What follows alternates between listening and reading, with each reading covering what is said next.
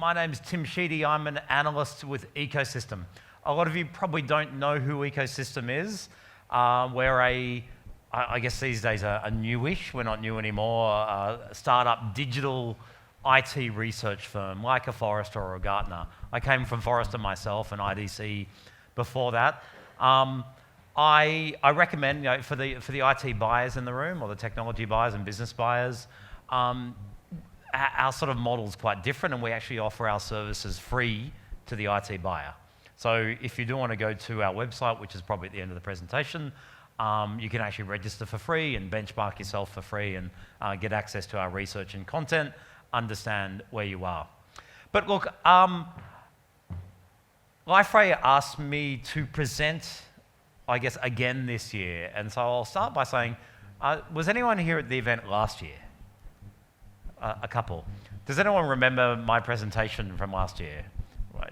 Just vaguely? You thought, your waking thought, and as you go to sleep, just think about the presentation? No? Okay. So well, for the ones who weren't here, last year I talked about the things that organizations need to do to become digital businesses. Right? I gave some hints and some clues and some ideas of what leaders are doing. Now, in following that presentation and working with Liferay, they said that they wanted to understand the market in Australia a little more. And they said, we'd actually like to create some assets to help our customers and our prospects benchmark themselves in the market so they understand where they are compared to that. So based off this, we actually undertook a study with Liferay.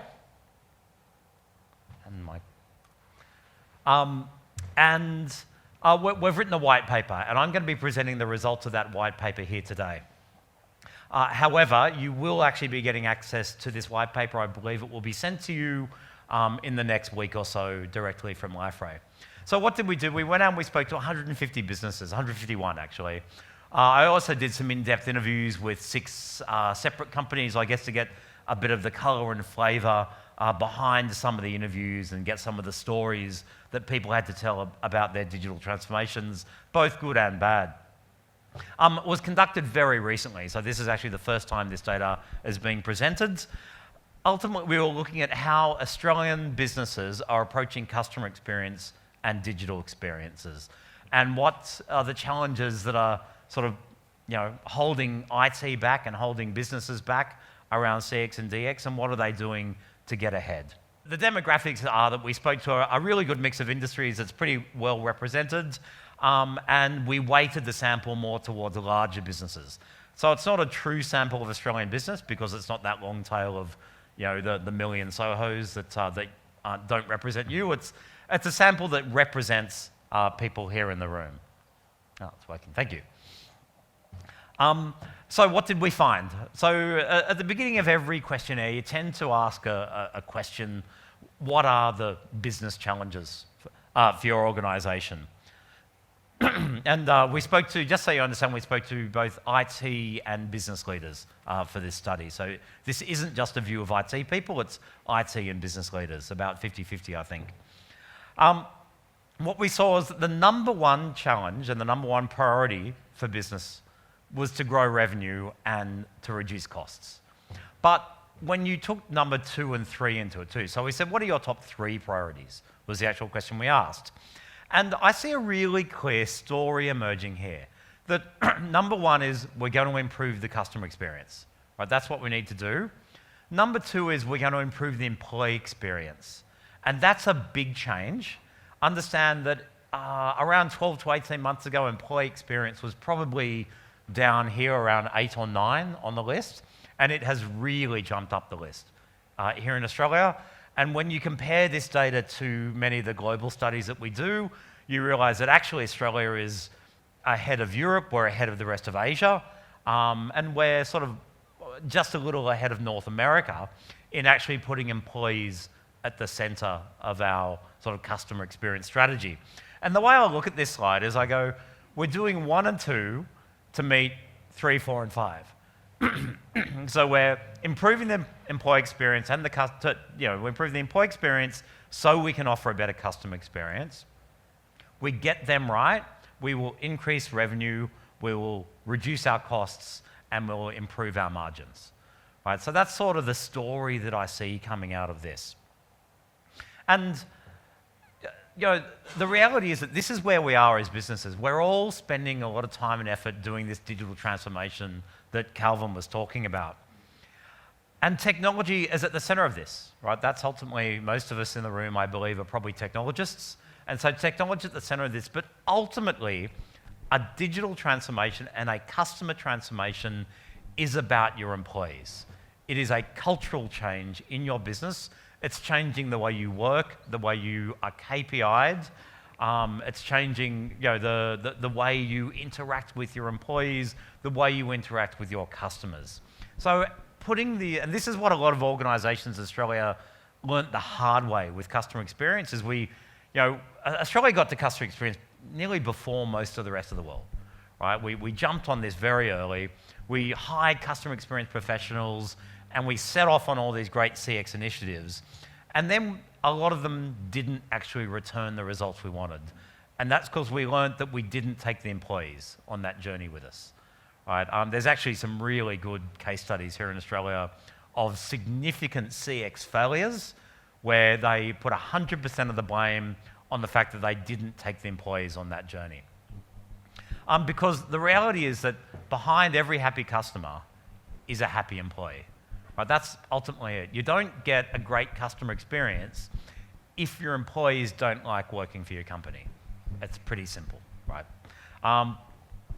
And what we find when looking at the academic data, so this isn't market research, this isn't someone's view, this is actually looking at the tried and tested data from the academic space, is that, yes, drink fridges are great and ping pong tables are great, and even getting paid well is obviously a great thing to have, right? Volunteer days, they're all nice to have, but ultimately what makes a happy employee is being productive. That is what will drive satisfaction. In the academic research, they talk about being in a state of flow, and that's what we want to be in. And we've all had it, right? You've got home from work one day, or if you're working at home, you've had a good day. It's a really productive day, and you feel great at the end. You might feel tired, right, because you've worked really hard, but you feel great because you achieved something, because you're in that state of flow. Those days you go home and you're frustrated, you're annoyed, you probably weren't in that state of flow. And when we talk to information workers about what keeps them productive and what gets in the way of productivity, they often point to technology as getting in the way of their productivity. It's really hard to find information. Knowledge sits in all these different silos across the businesses. These processes don't make sense. My PC keeps failing on me. The security's too strict. And it forces us to continue to re-authenticate, re-log in, etc. Ultimately, it's our technology that gets in the way of us being productive. People talk about email and instant messaging, these great collaborative tools that constantly take us out of this state of flow throughout the day, right? So ultimately, as technologists, we are highly responsible for keeping our employees productive, right? So it becomes our job to keep them productive, or one of our jobs is to keep them productive. And if we can keep them productive, we keep them happy.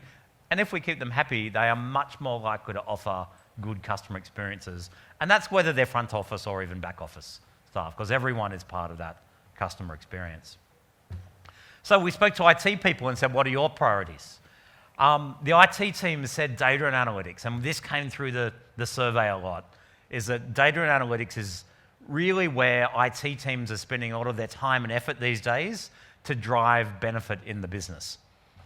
They are moving to the cloud, right? And they're creating strategies and implementation roadmaps, et cetera, to move to the cloud. I assume we've all got some public cloud, in our business somewhere today, right? The way I like to think about public cloud is, if you think you think there's a lot of talk about it now, understand that in the CRM space and Salesforce automation space, Salesforce, where Calvin came from, penetration rates are only 30-35% of SaaS-based CRM. So cloud is going to double or triple over the next few years, right? As more and more organizations and more parts of your business adopt the public cloud in particular. And we're seeing it as sort of the real way that most organizations are approaching legacy is they're going, we're not going to pull this application across and run it at AWS. We're just going to switch it off and move to a SaaS-based service. We're using a lot of automation and AI. Quick show of hands, who's using RPA, robotic process automation, in their business? Oh, there must be more than this. It's probably happening outside of your teams. Because RPA is one of the hottest technologies at the moment, here in Australia in particular. Penetration rates have gone from like 5% to 60% in the last 12 months alone of RPA, of people using, I call sort of dumb automation, to be able to make their processes faster and easier. And we're starting to redesign our IT teams to better align with the value that we're driving. So these are the initiatives that the IT people are talking about. In terms of customer experience, we're a long way down the path, right? Again, this is, I call this a good news slide. Over the last 3 or 4 years, we spent a lot of time on CX strategy. We spent a lot of time mucking around the edges of CX, hiring CX professionals, etc. We're now embedding KPIs within our business. Many businesses are rolling out CX KPIs across every employee within the business. And we're improving the technology stack. I talk about that we're in that execution stage of customer experience. And it's not to say we're not doing customer journey mapping and design thinking and all the things that we still need to continually do to drive a better customer experience and to continue to take pain out of that customer journey. But the point is we're actually in that execution stage of doing something and doing some relatively big spending around that customer experience and the customer journey. But it's really hard. Right? This is what the data is showing.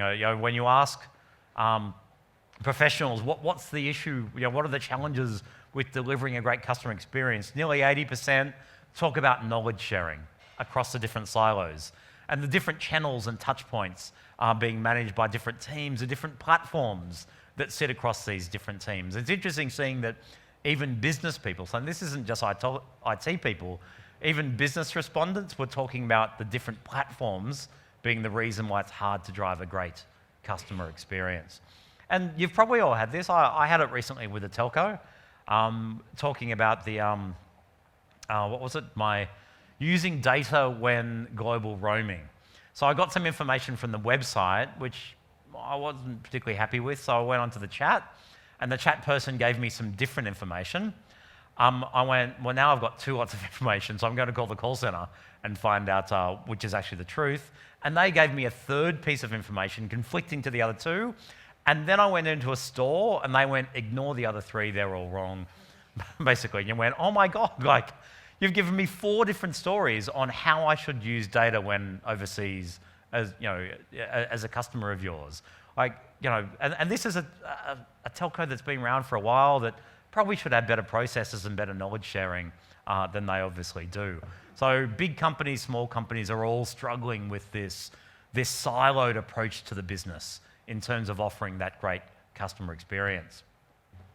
And we see this in our customers, right? That our customers are all digital, right? Most of their interactions with us happen on digital platforms and devices, and often it's many different digital touch points. So to offer a great experience to those customers, we need to become digital businesses ourselves, which Calvin's already talked about. So what is a digital business? This is often a question that gets asked. And 5 years ago, or maybe 6 or 7 years ago, a digital business was one that had a mobile app, and then it was a business that focused on, in retail, it might have been on omni-channel and these sorts of things. With all these things around the edge, and now we've actually, as businesses in Australia, we now understand that this is what a digital business is. It's a business that's fast and agile, that can keep up with customers and get ahead of competitors, right? That can respond quickly to things going on in the market. I know there's a betting agency here in Sydney that actually set up their operations. They sort of decided that they wanted to be fast followers. They didn't want to spend all the money on innovation that their competitors were spending, because despite the fact that we spend a lot of money betting, it's actually a relatively low margin business. So they want to be fast followers. So they set up a technology and business capability to be able to mimic or copy whatever a competitor did within 7 days. That's how quickly they could move their business, right? So within 7 days to be able to change, right? I know realestate.com here in Australia, or REA, as the company's actually called. They are now at the stage where they're rolling out 10, 20, 30 changes a day. Interestingly, they see their Salesforce system as one of the slower systems that they have, because a year ago, a change in Salesforce was taking a week, and they still say it's one of the slower systems because now they can only do a change once every day or two in their system. Right? That's the speed that companies are looking at changing at, and that's slow, changing once every day or two, right, in the market. They're businesses that are innovative, right, that are driving change. A lot of digital businesses are moving away from projects, right? So this project view of the world where we do something and deliver it and then hand it over to someone to manage, now it's about continuous improvement, right? It's about giving the resources, to the team that manage that capability and saying, we've delivered this capability, now continually improve that, make it better every day. And their organisation's obsessed with delighting customers. That's sort of what a digital business is. The data, the data is actually in the white paper. I don't have it here, but it actually, says that this is true. This is what Australian businesses think of digital businesses these days. When we said, we asked them, how do you define your success? They said, it's our ability to get ahead of our competitors and to keep up with our customers. So that's what they're calling a digital business. So it's great that we've moved away from that really tactical approach to digital, and we're thinking at changing our business to be like this. Now, I call this the good and the bad news slide. What we are looking at here is the percentage of companies at each stage of the digital journey. The good news is that 91% of organisations in Australia have started that digital journey. The bad news is that only 11% of the companies that we surveyed are saying that they are seeing tangible results out of their digital transformation. Only 9% are saying, 11% are saying that they are getting ahead of their competitors, that they're delivering the revenue and the profit and the customer experience and the employee experience that they want to deliver based off the efforts that they've made to become a digital business. Now, that number's going to grow. There's no doubt about that. But the point is that, this change is big, and it takes a lot of effort within our business to drive it.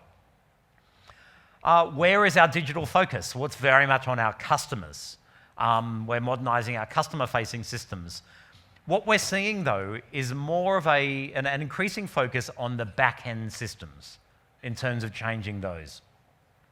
Now, why is that important? It's because a lot of our customer-focused digital initiatives in the early days were not much more than a lipstick on a pig, right? We were trying to make, a great mobile app, but that great mobile app couldn't actually connect into the back-end systems at the rate that we needed it to connect that to offer the great experiences that we wanted to offer our customers, right? A lot of organisations had moved to this bimodal IT approach of going, it's okay we want to be fast here, but the rest of IT is going to be slow, right? And where we're seeing change is people going, you know what? In a digital world, we have to be fast everywhere, because to be able to drive an automated, intelligent, machine learning capability, in a digital experience, we actually need data from these 3 back-end systems, and we need data now to be able to make the decision. This isn't wait for a week, a month, a year to get access to that data to modernise that system, right? So we are seeing an increased focus of digital initiatives on the back-end systems within our business, as we realise that they're the ones that are really slowing us down. And this is what it says. When we ask them, where are you making your investments to drive speed and agility? Ultimately, nearly 80% of organisations in Australia were saying that it is their technology systems that are slowing them down, right? It is these legacy systems that mean we can't offer these great customer experiences that we want to be able to offer, right? Okay, we want a chatbot, but we need the information to come from our different systems, and we need it to trigger processes in that system for that to happen. Well, the link between the chatbot and those back-end legacy systems just wasn't happening. because there was this, we can't touch those back-end systems, not without a 6 to 12 month project, basically. So a lot of organizations are modernizing their tech systems.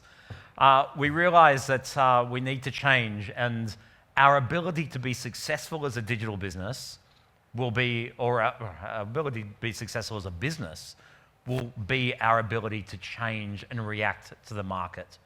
I often tell clients that if you need to bring in a consultant every time you have a big change management initiative, then your business is going to fail, because the success of your business will be about your ability to change. You need to change natively, not get help every time you need to change.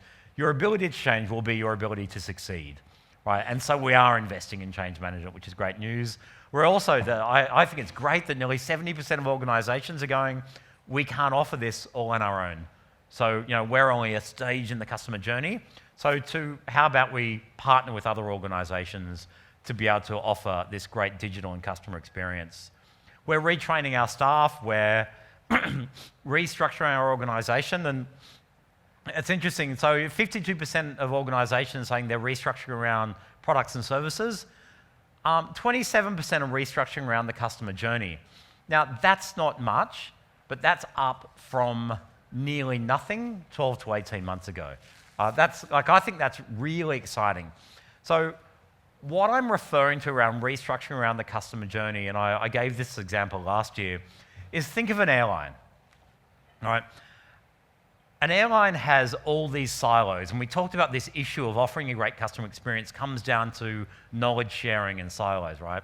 So an airline has IT and HR and ground crew and air crew and loyalty and bookings and ticketing and baggage and et cetera, and all these silos within the business.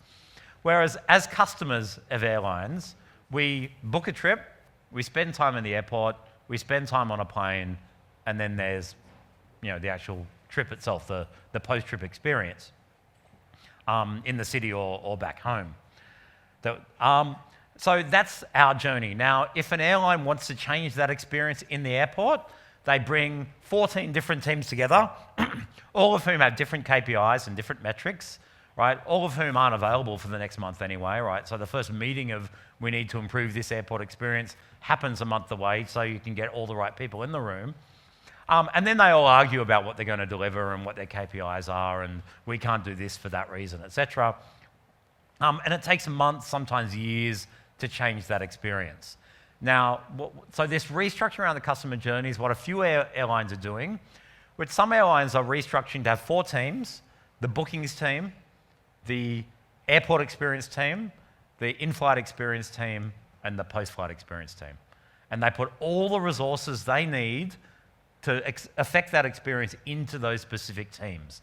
Now, it's not a big number, but 27% of organizations restructuring around that I actually think that's massive. Because the way we structure it today is around P&Ls, right? It's easy to budget when we have all the same people sitting in the same team, right? And our customers don't really care about how easy it is for us to budget. They care about how easy it is to be able to get value out of the business. So this is effectively restructuring the organization to be able to deliver value to customers easily. In terms of what IT is doing to make us fast and agile and innovative businesses, well, again, we're helping the business make, analytics comes up again and data comes up again here, right? That we're helping the business make better decisions and faster decisions. We're helping to speed up that feedback loop between technology and the rest of the business by moving our technologists next to or into the teams where they actually are delivering the value to the people who own the outcomes. And we're modernizing our development practices to be able to deliver that value faster.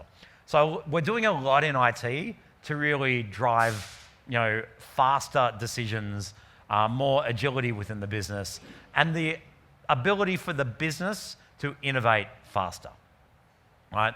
It was fascinating to see actually here we are at a digital experience platform event, to see that a large proportion of businesses are starting to invest in this digital experience platform, which many of you already have, which is what obviously Liferay offers too.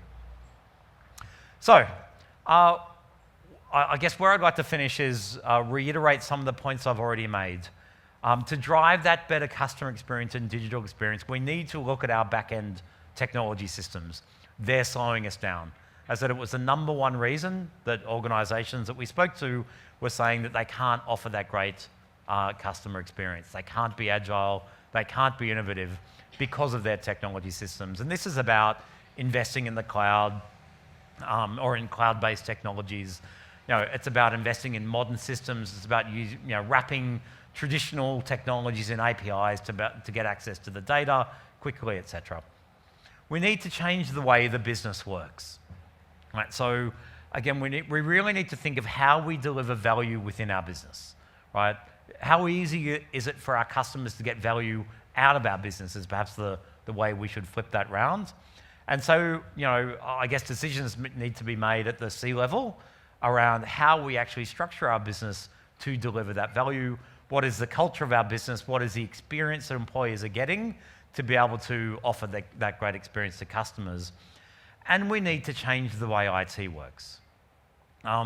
So this is actually a slide from my presentation from last year, and sorry if you can't read some of this, but ultimately what this is the modern approach that organisations are taking to deliver value using technology. And realising, every digital initiative has some technology in there, right? This is similar to the Spotify development model. This is similar to a lot of the models that some of you are probably already adopting, right? It's about having your product people, your customer experience people, your technologists, your developers, your DevOps, your security people, etc., all sitting in the same team, all sharing the same KPIs and metrics. It's fascinating. I've helped a number of clients with moving to this sort of model, and I was recently in a client watching their finance team. Right, so finance teams don't typically operate in an agile way. But in this organisation, the finance team had a 15-minute stand-up meeting at 9:30 every day and 4:30 every afternoon, where the technologists and the finance people sat together and talked about what they're going to be working on that day, what they can do to improve the systems. So they were working not on customer-facing systems, but you had technologists continually improving ERP systems, finance systems, billing systems, etc., right? So it's not just our customer-facing systems that we need to be focusing on to offer that great experience to customers, right? How you build those customers and how quickly you build them and how effectively and how much you can automate that is just as important as how easy it is for them to buy from you. So it was interesting seeing accountants, etc., all getting up with having their Scrum meeting every morning at 9:15 and every afternoon at 4:30, because this is part of every part of the business. Another interesting thing that I'd say is that, look, I've been lucky enough to be invited to judge the IDG CIO 50 Awards for the last 3 or 4 years, and 3 or so years ago, it was the CIOs who had moved to this model that were the top 10 CIOs in Australia. That's what we rewarded them for. They made these massive changes within their business to be able to deliver value quickly and to be able to innovate quickly. And you went, well done, that took a lot of work for you to do, so you are the top CIOs in Australia. This year, pretty much everyone, of the 80 or 90 applications we got, at least 50 or 60% had done this. And a lot of them talked about doing this as, this is our big change we did. We drove this new great system within our business, to be able to deliver value. And it was funny, the judges just went, yeah, and? This is becoming, hygiene stakes in a lot of businesses. Being able to deliver, this isn't this doesn't differentiate you anymore. This just gets you to the table to be able to offer great experiences to customers, to be able to deliver those great capabilities quickly. So, I'm out of time, so I'm going to thank you very much for having me here. I guess I'd like to finish off by saying good luck with your digital transformations. It's a lot of work. I've worked with a lot of clients who are doing this. I've worked with some of those 11% who are seeing that value, who are getting ahead of their competitors. It's fantastic. I've got a couple of clients who made this digital transformation from traditional businesses who in the current economic environment where their market segment is actually going backwards in terms of revenue, they're seeing significant revenue growth, significant margin growth. They're taking share from their competitors. And they say it's because we've embraced our customers and we're offering this great new digital capability and we can get ahead of them. You know, this idea that we can actually be ahead of our customers. We're not responding to the market every time. We can actually be up there with them. We can offer the same experience as a Airbnb or a Domino's, etc. Right? We can offer those changes in digital capabilities really quickly, and so we can delight our customers. So thank you very much again. Good luck, and again, look forward to getting the copy of the results of the survey in your email inbox over the next week or so. Cheers. Thanks.